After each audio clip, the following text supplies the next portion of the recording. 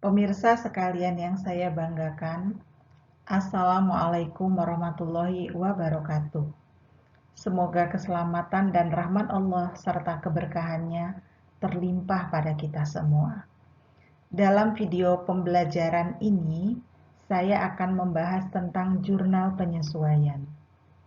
Setelah menyaksikan video ini, saya harapkan pemirsa dapat mengerti dan memahami tentang cara membuat jurnal penyesuaian, serta mampu mempraktikannya untuk menyelesaikan kasus yang berhubungan dengan jurnal penyesuaian. Saudara, dalam akuntansi berbasis akrual, pendapatan dicatat dalam laporan laba rugi pada saat pendapatan tersebut dihasilkan. Konsep akuntansi yang mendukung pencatatan pendapatan seperti ini disebut konsep pengakuan pendapatan. Sedangkan beban dilaporkan pada periode yang sama dengan pendapatan yang terkait dengan beban tersebut. Konsep akuntansi yang mendukung pencatatan pendapatan dan beban yang terkait dengan pendapatan tersebut pada periode yang sama disebut konsep pemadanan. Ya, disebut konsep pemadanan. Selain berdasarkan akuntansi berbasis akrual, ada juga perusahaan yang menggunakan akuntansi berbasis kas. Dalam akuntansi berbasis kas, pendapatan dan beban dilaporkan dalam laporan laba rugi pada periode ketika kas diterima atau dikeluarkan. Beberapa akun memerlukan pemutakhiran dengan 3 alasan. Yang pertama, beberapa beban tidak dicatat secara harian. Yang kedua, beberapa pendapatan dan beban direalisasikan dengan berlalunya waktu dan bukan transaksi yang terjadi secara khusus. Beberapa pendapatan dan beban mungkin belum dicatat. Analisis dan pemutakhiran akun-akun pada akhir periode sebelum laporan keuangan disiapkan disebut dengan proses penyesuaian. Ayat saldo yang memutakhirkan saldo akun pada akhir periode akuntansi disebut ayat jurnal penyesuaian. Ayat jurnal penyesuaian akan selalu melibatkan akun pendapatan atau beban dan akun aset atau liabilitas. Penyesuaian akuntansi terbagi dalam 3 kategori dasar, yaitu deferral, penyusutan, dan akrual. Deferral biasa juga disebut dengan penangguhan. Penangguhan adalah penyesuaian untuk item yang dibayar atau diterima perusahaan di muka. Sedangkan penyusutan mengalokasikan biaya akun seperti properti, pabrik, dan peralatan atau yang disingkat PPE ke biaya selama masa manfaat aset. Depresiasi adalah penangguhan jangka panjang yang paling umum. Akrual adalah kebalikan dari penangguhan untuk biaya yang masih harus dibayar. Perusahaan mencatat biaya tersebut sebelum membayar tunai. Untuk pendapatan yang masih harus dibayar, perusahaan mencatat pendapatan sebelum uang tunai diterima. Yang pertama, deferral. Deferral adalah penyesuaian untuk akun di mana perusahaan membayar atau menerima uang tunai di muka. Perusahaan membeli persediaan untuk digunakan dalam operasi. Itu adalah contoh dari pembayaran di muka. Dalam kurun waktu tersebut, sebagian persediaan yang dicatat sebagai aset itu akan terpakai. Nah, beban yang terpakai, persediaan yang terpakai tadi akan dicatat sebagai beban. Jadi di akhir periode maka diperlukan penyesuaian untuk mengurangi akun persediaan. Jadi untuk persediaan yang habis itu harus, untuk persediaan yang terpakai akan kita catat sebagai beban. Kemudian sewa dibayar di muka, itu juga contoh deferral. Lalu asuransi dibayar di muka. Dan semua biaya yang dibayar di muka lainnya itu memerlukan penyesuaian penangguhan. Ada juga penyesuaian penangguhan untuk kewajiban. Perusahaan dapat mengumpulkan uang tunai dari pelanggan sebelum mendapatkan pendapatan. Nah, ketika perusahaan menerima uang tunai di muka, perusahaan memiliki kewajiban untuk menyediakan barang atau jasa kepada pelanggan. Kewajiban ini disebut pendapatan penjualan diterima di muka. Jadi ada beban dibayar di muka, ada juga pendapatan diterima di muka. Keduanya memerlukan penyesuaian seiring dengan berjalannya waktu. Ya, jadi ketika perusahaan mengirimkan barang ke pelanggan, itu menghasilkan pendapatan penjualan. Nah, proses penghasilan ini membutuhkan penyesuaian di akhir periode. Penyesuaian akan mengurangi kewajiban dan meningkatkan pendapatan untuk pendapatan yang diperoleh. Ya, jadi di sini kita lihat kalau beban dibayar di muka, dia dicatat sebagai aset ketika dibeli dan akan dicatat sebagai beban ketika digunakan atau habis masa pakainya. Ini adalah untuk beban dibayar di muka. Tapi kalau pendapatan diterima di muka akan dicatat sebagai kewajiban ketika pembayaran awal diterima. Nah, akan dicatat sebagai pendapatan ketika kita sudah menyerahkan barang atau jasa kepada customer yang tadi melakukan pembayaran atau melakukan pembayaran awal, atau kita sudah mendapatkan pendapatan diterima di muka. Kita lihat contoh berikut ini. Jadi pada tanggal 1 Juni, perusahaan membayar sewa dibayar di muka untuk jangka waktu 3 bulan. Adapun besar sewa untuk 3 bulan tersebut adalah 3.000. Berarti sewa per bulannya adalah 1.000. Nah, pada tanggal 1 Juni dicatatnya debit sewa dibayar di muka, kreditnya adalah kas. Setelah berlalu 1 bulan, yaitu pada 30 Juni, berarti kan sudah berlalu 1 bulan. Maka yang 1 bulan itu sudah menjadi beban, yaitu sebanyak 1.000 dolar. Bukankah tadi 3.000 dolar untuk 3 bulan? Artinya biaya sewa per bulan adalah 1.000 dolar. Maka setelah 1 bulan kita harus membuat penyesuaian, 1.000 kita catat sebagai beban sewa. Pada bagian lain, sewa dibayar di muka akan berkurang sebanyak 1.000. Maka jurnal penyesuaian yang kita buat adalah beban sewa di debit dan kreditnya adalah sewa dibayar di muka. Berikutnya lagi adalah contoh tentang beban dibayar di muka untuk persediaan. Jadi persediaan itu juga adalah jenis lain dari beban yang dibayar di muka.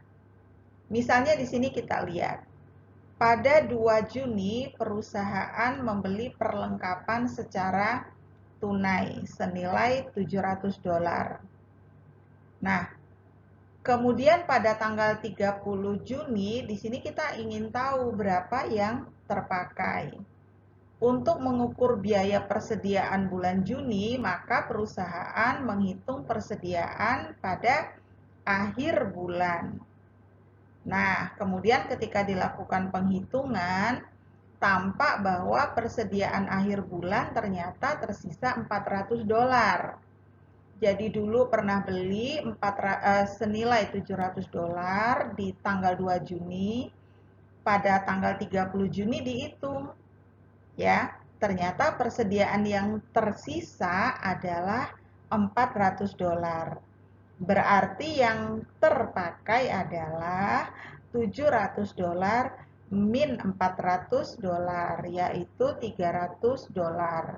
Nah, yang $300 sudah terpakai tersebut dicatat sebagai beban. Ya, maka kita akan debit beban perlengkapan, bukankah beban bertambah di debit? Adapun perlengkapan akan kita kredit 300.000 karena perlengkapan kan aset. Aset itu berkurangnya di sisi kredit. Penyusutan mengalokasikan biaya item properti, pabrik dan peralatan ke biaya selama masa manfaat aset. Depresiasi atau penyusutan adalah penangguhan jangka panjang yang paling umum. Perusahaan biasanya memiliki banyak gedung atau bangunan dan perlengkapannya. Saat sebuah perusahaan menggunakan asetnya, ia mencatat penyusutan atas keusangan aset tersebut. Penyesuaian akuntansi mencatat beban penyusutan dan menurunkan nilai buku aset selama umurnya. Prosesnya identik dengan penyesuaian tipe penangguhan. Satu-satunya perbedaan adalah jenis aset yang terlibat. Properti, pabrik, dan peralatan adalah aset berwujud yang umurnya panjang, seperti tanah, bangunan, furniture, dan peralatan. Biasanya juga disebut dengan aset tetap. Nah, semua aset ini kecuali tanah akan mengalami penurunan kegunaan, dan penurunan ini merupakan biaya. Akuntan akan mengalokasikan biaya setiap item-item tersebut, kecuali tanah. Ya, jadi akan dilakukan penyusutan selama masa manfaatnya. Penyusutan mengalokasikan biaya aset pabrik ke beban selama masa manfaat aset tersebut. Nah, jadi contoh dari properti, pabrik, dan peralatan adalah bangunan, ya, perabotan, termasuk juga kendaraan, ya, mesin, itu akan disusutkan atau didepresiasi.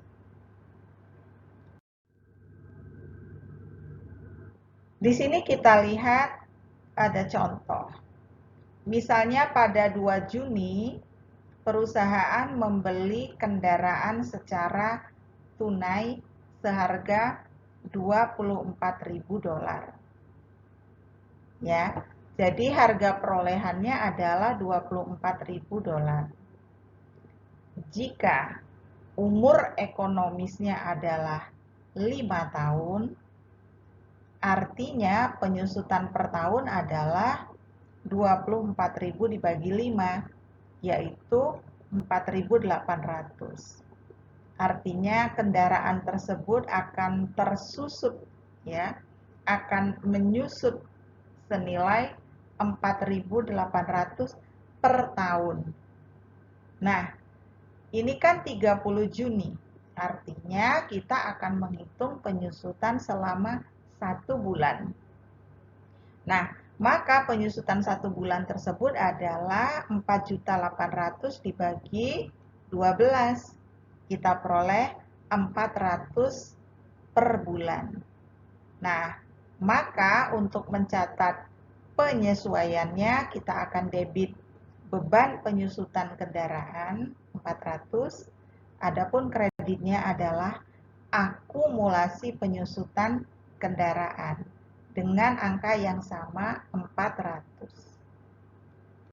Akrual adalah kebalikan dari deferral atau penangguhan. Untuk biaya yang masih harus dibayar, perusahaan mencatat biaya tersebut sebelum membayar tunai. Beban gaji misalnya, bertambah seiring berjalannya waktu sebagai karyawan yang bekerja untuk perusahaan. Contoh lain dari beban akrual adalah termasuk beban bunga dan beban pajak penghasilan. Untuk pendapatan yang masih harus dibayar, perusahaan mencatat pendapatan sebelum uang tunai diterima. Pendapatan yang masih harus dibayar adalah pendapatan yang diperoleh perusahaan dan akan dikumpulkan tahun depan. Ya. Nah, jadi di sini kita lihat yang namanya akrual itu boleh jadi berupa beban, boleh jadi berupa pendapatan. Ya, kalau beban akrual di sini kita lihat mencatat beban sebelum membayar kas. Ya. Contohnya adalah gaji, maka nanti akan memunculkan beban gaji. Begitu juga dengan bunga. Nah, kalau pendapatan akrual ini mencatat pendapatan sebelum menerima kas. Ya, jadi dihasilkan dan akan ditagih pada periode berikutnya.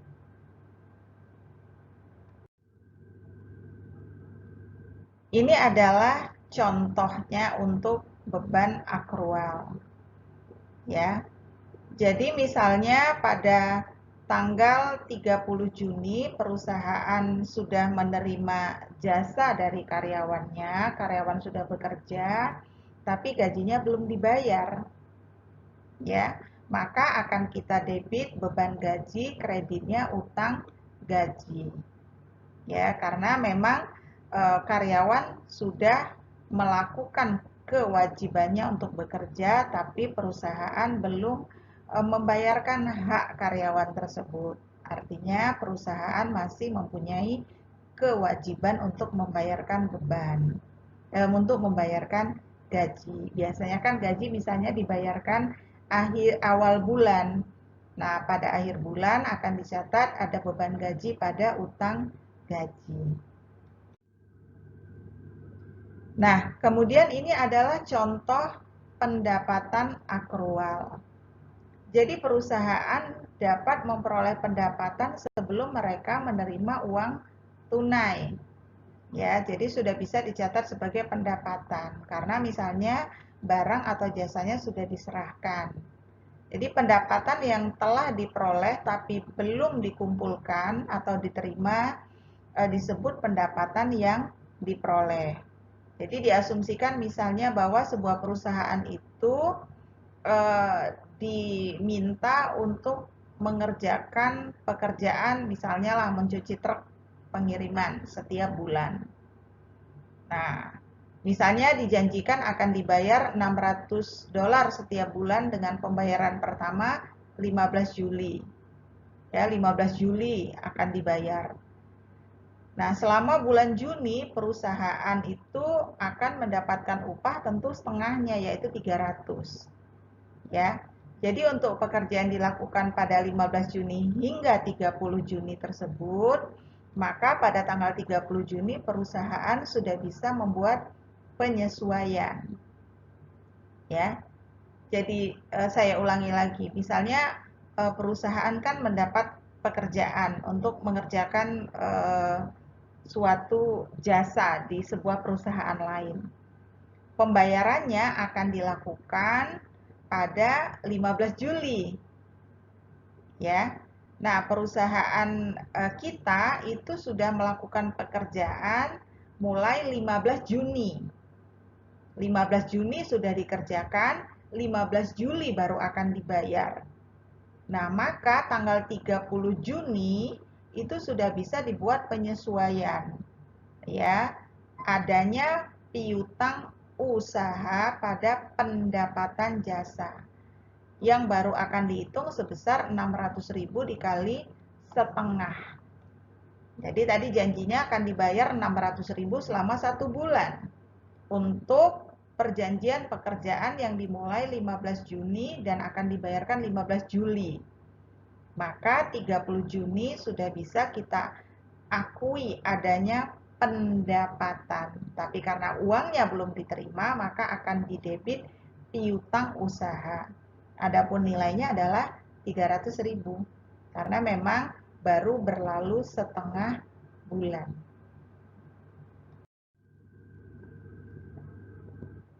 Kemudian di sini untuk pendapatan diterima di muka. Ya. Jadi misalnya perusahaan menerima kas sebelum pendapatan dihasilkan. Betul-betul menjadi pendapatan. Artinya perusahaan sudah menerima kas, ya. Misalnya di sini 1 Desember. Nah, menerima kas atas pendapatan yang diterima di muka. Jadi uangnya sudah diterima tapi barang atau jasanya belum diserahkan. Maka kita akan debit kas pada pendapatan diterima di muka. Pendapatan diterima di muka itu sama dengan liabilitas yang muncul karena uang sudah diterima tapi jasa atau barang belum diserahkan. Berarti kan perusahaan itu berutang barang atau jasa kepada pelanggan. Nah, misalnya kemudian tanggal 30 Juni ketika pendapatan itu ditagih, berarti kewajiban berkurang dan pendapatan akan bertambah. Ya. Jadi kalau misalnya tanggal 30 kemudian jasanya diserahkan gitu kan, jasanya diserahkan, tentunya tidak lagi pendapatan diterima di muka, tapi betul-betul sudah menjadi pendapatan. Ya.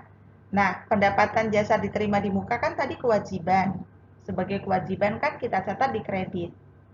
Artinya kalau pendapatan jasa diterima di muka tadi dikurang, maka akan kita debit. Ya. Adapun sisi kreditnya adalah pendapatan jasa. Jadi sudah menjadi pendapatan jasa, bukan lagi pendapatan diterima di muka. Karena apa? Jasanya sudah diserahkan. Bukan lagi menjadi sebuah kewajiban, tapi sudah menjadi sebuah pendapatan. Saudara, ini adalah contoh daftar saldo untuk PT Bagaskara per 31 Oktober 2020.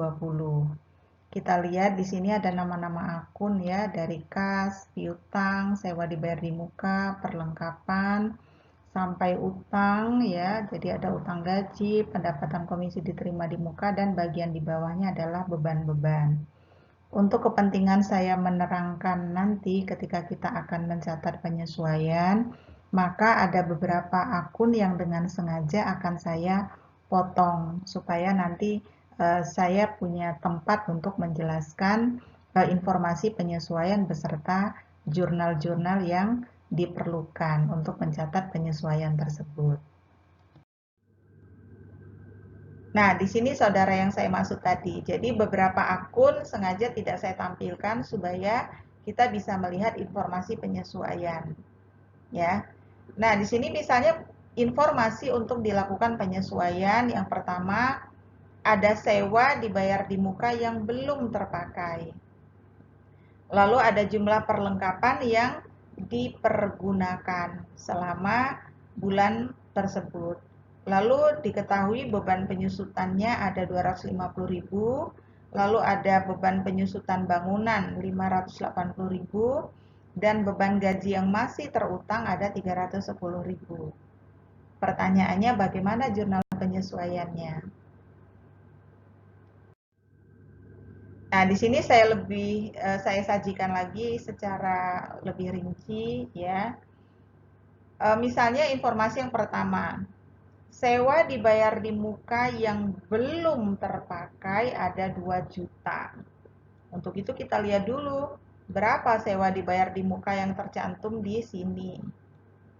Ternyata di daftar saldo diketahui ada sewa dibayar di muka 2.200.000.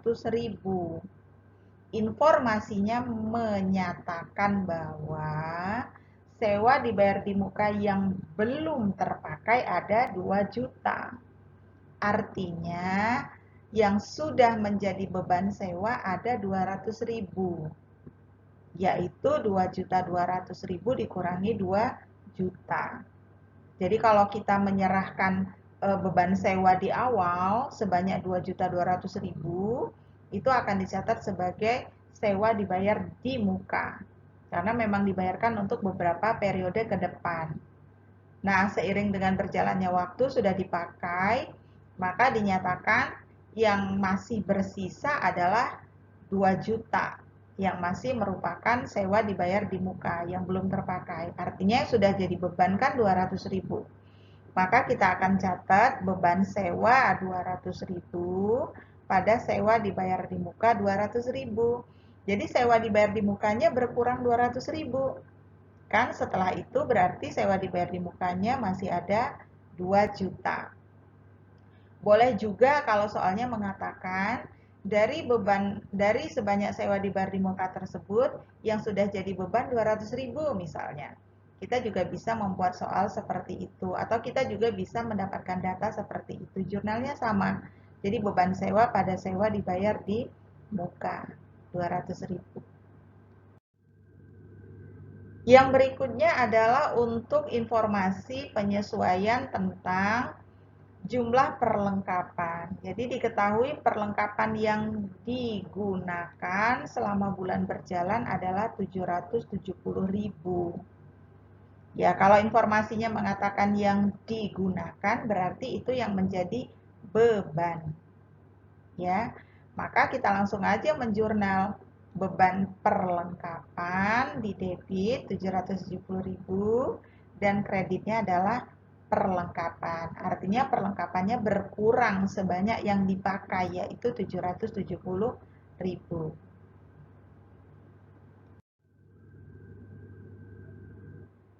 Berikutnya informasi tentang penyusutan. Ya. Diketahui di sini beban penyusutan mebel adalah 250.000.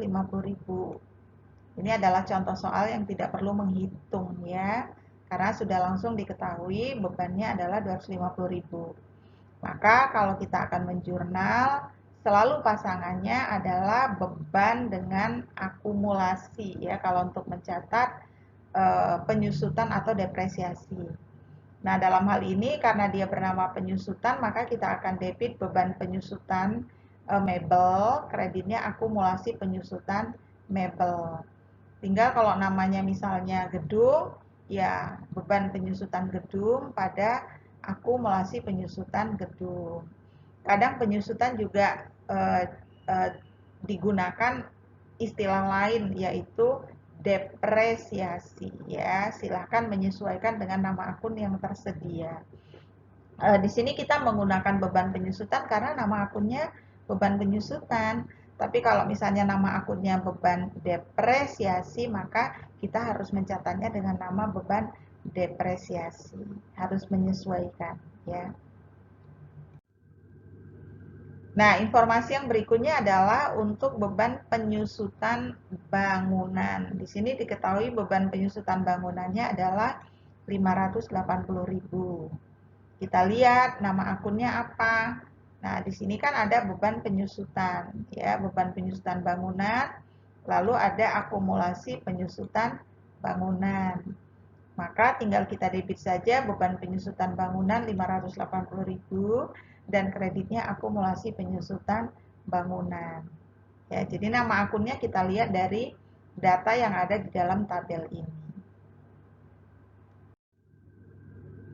Ya, berikutnya di sini ada informasi tentang beban gaji terutama. terutang. Ya, beban gaji terutangnya adalah 310.000.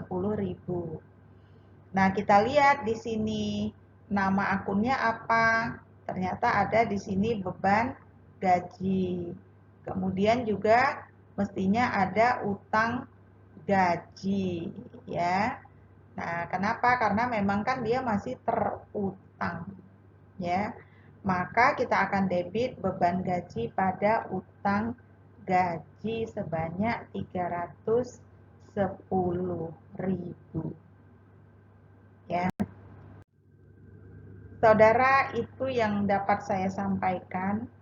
Anda dipastikan bisa memahami materi ini jika saudara membaca buku dan banyak berlatih. Ya, Anda boleh membaca buku apa saja, karangan siapa saja, yang penting dengan materi yang sesuai dan relevan. Demikian, semoga bermanfaat, tetap sehat, terus semangat. Wassalamualaikum warahmatullahi wabarakatuh.